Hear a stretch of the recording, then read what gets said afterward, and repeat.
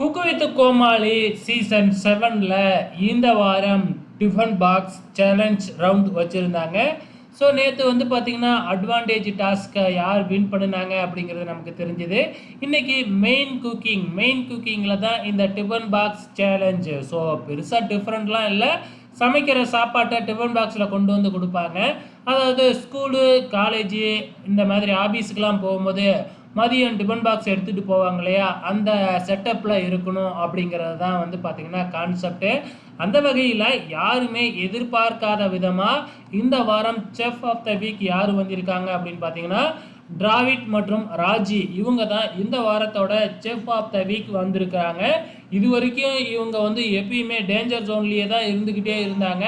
ஆனால் இப்போ முதல் முறையாக செஃப் ஆஃப் த வீக் வாங்கியிருந்தாங்க. போன வாரம் எலிமினேட் ஆகிறதுலேருந்து ஜஸ்ட் மிஸ்ஸில் தப்பிச்சிட்டாங்க. ஆனால் இந்த முறை முதல் இடத்துல வந்திருக்கிறாங்க. ஓகே ஃப்ரெண்ட்ஸ், உங்களோட கமெண்ட்ஸை மறக்காமல் இந்த வீடியோ கீழே கமெண்ட் பண்ணுங்கள்.